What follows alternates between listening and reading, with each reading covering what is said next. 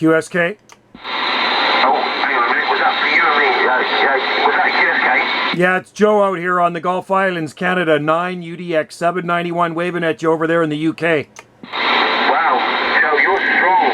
5959, Joe. Thank you very much for the wave. How's it going today, over?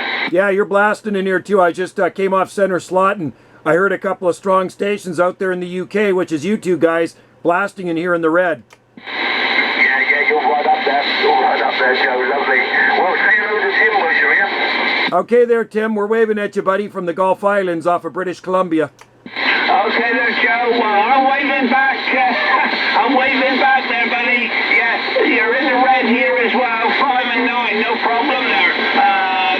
Poor old Steve, he's got a bit of a cold, so he's not doing too much shouting. Otherwise, he'll lose his voice, and he don't want that to happen, Roger. No, you don't want to lose your voice there, Steve. You sit back, get some rest today, drink some tea, stay warm, and you'll get better. Exactly.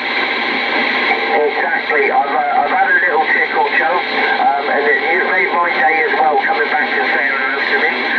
So I'm going to go down, I'm going to get out of the shack in a minute, and go downstairs for a little bit, and take it easy. And the trouble is, I'm so addicted to the radio that I'll have to come back in the shack a little bit later on, but I'm doing it, I'm pacing myself today, Joe, over.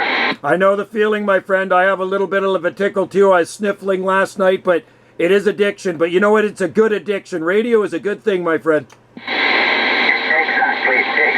You're dead right there, Joe. Anyway, Joe, with that, I'm going to leave it with you and Tim. Because like I say, I am going to get out of the shack, or I won't get out otherwise. But it's a pleasure to get you in the logbook again. And I'm glad all is well with you on your side there, over. Yeah, you betcha, my friend. You take care and get well soon. Many thanks, Joe. All right, I'll hand it over to you, Tim. 9 UDX 791 26 Alpha Tango 36973, Joe. All right there, 369 Steve, 26 Alpha Tango, 367 United Kingdom. Have a great day and you get your rest. Yeah, bye-bye, Joe. Cheers and beers. Okay, Steve, I'll let you know if I hear anything, okay? Okay, Joe, yeah, certainly a great surprise to hear you come in there this afternoon.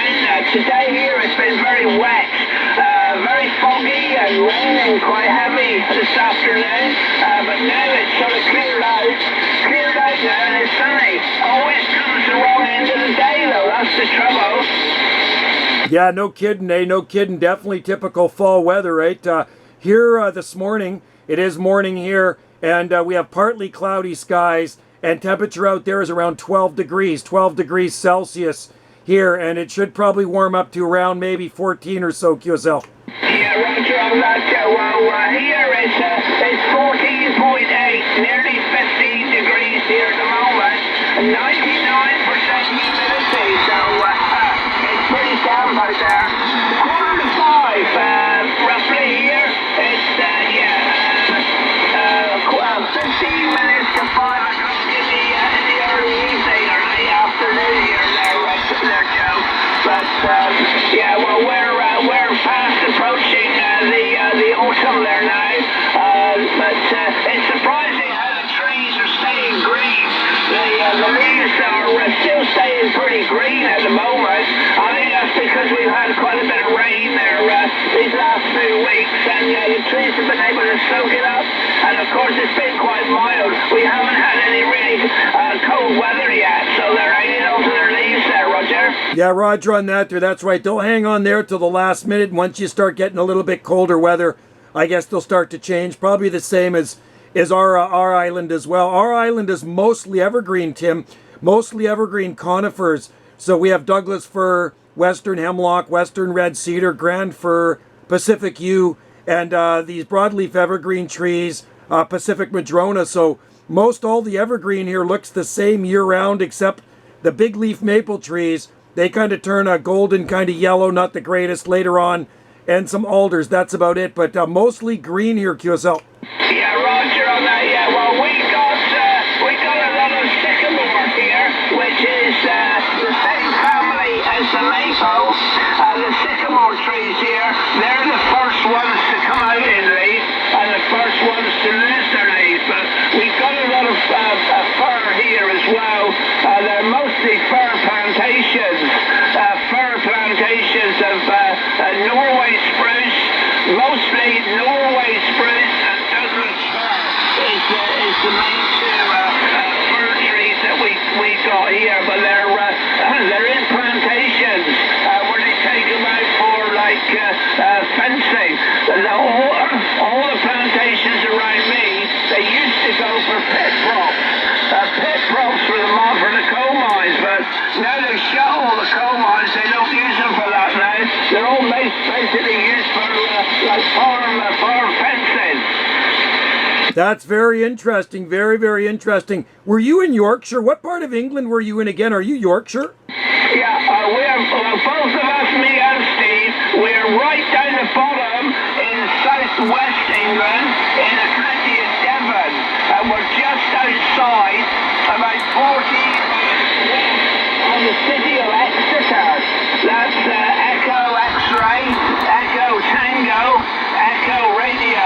We're outside the city of Exeter on the eastern edge of Dartmoor, in the national park. I myself am in the national park, what they call the Dartmoor National Park.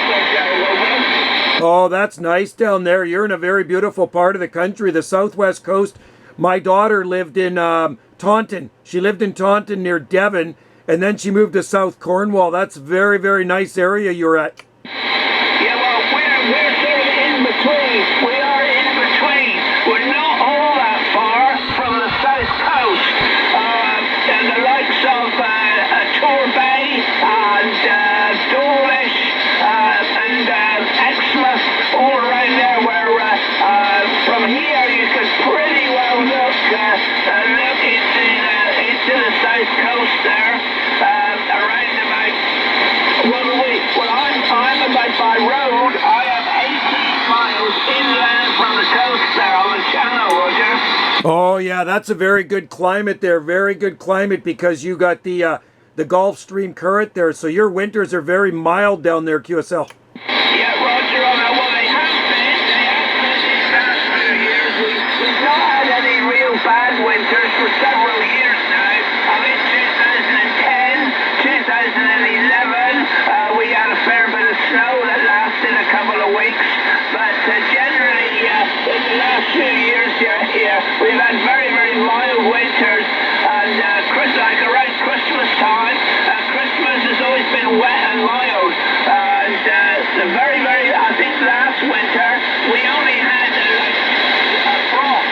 We had very, very little frost last winter there, Roger. Oh, I know the area. I'm into gardening, and I see the gardens down there. Watching YouTube videos and magazines, and I know it's an absolutely beautiful area, especially if you're into gardening. You can grow lots of really nice kind of marginal exotic plants and certain types of palm trees. And where my daughter lived in South Cornwall, you know, in late December, the daffodils were already blooming most of the time, QSL. Yeah, Roger, on that, yeah, that's true. Well, up here where I'm to, I'm 1,000 feet above sea level, and we're about 2 to 3 weeks later than what they are in the valley. About 400 or 500 feet lower, the daffodils always sort of come out in the spring, about 2 weeks to 3 weeks earlier than what they do up here. And where I am too, the prevalent wind direction is northwest.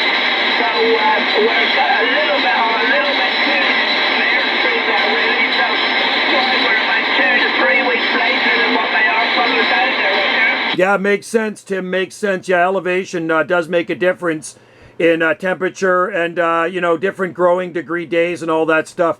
But sounds beautiful. And well, where you're at is good for radio, that's for sure. If you're up 1,000 foot above sea level, that's good for you because you're a radio operator. You got a little bit of elevation there, QSL. Yeah, Roger on that. Yeah, most definitely. Like I say, I'm here right on top of the hill, as it were, looking out over. And I've got I'm a retired farmer. I've still got the farm. My farm here is 86 acres.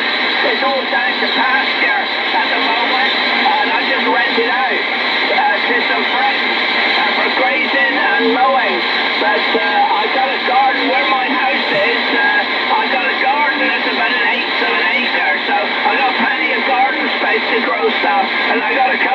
small greenhouses as well there, Roger. Oh, that's beautiful. Yeah, 18 acres is perfect, and that's a nice size chunk of land there for the UK. We have 2 acres here, 2 acres. And yeah, we definitely are big into gardening. I do have a glass greenhouse, an 8 by 12 glass halls greenhouse out of Kent, England. They're made in Kent, England. Very nice little glass aluminum greenhouse there. We grow lots of different things in there, QSL. Yeah, Roger on that. Yeah, well, I got 2 greenhouses, and I grow sort of cucumbers and that in one, and I grow tomatoes in the other one. So I'm new. I'm still picking tomatoes now. I shall be in miles. I shall be picking tomatoes nearly up till Christmas there. We got a QSA there, Joe. So if you don't mind, I'm gonna say 7 trees for now, and hopefully pick you up later, Roger. Yeah, you betcha, Tim. Always a pleasure, my friend. Yeah, let that QSA go. And we've been in here chatting long enough, and I'm sure other people want to get in there. So, hey, you have a good one out there, my friend. Tim out there in Exeter, UK. Bring back your numbers again so I can write them down, put you in my logbook, and say hi to Steve. Hopefully he gets better. Cheers and beers from 9 UDX 791 Gulf Islands off the west coast of British Columbia. Have a good one out there in the UK. Okay, Joe, it's 26 Alpha Tango 239 is the call, and the operator name, as you know, is Tango India Mexico, Joe. Yeah, thanks a lot there, Tim. We got you. 26 Alpha Tango 239, and Steve is 26 Alpha Tango 367. All right, cheers, Tim. Always a pleasure, and maybe we'll catch you on there tomorrow morning. Have a great night. Okay, thank you, Joe. Steve's number is 369.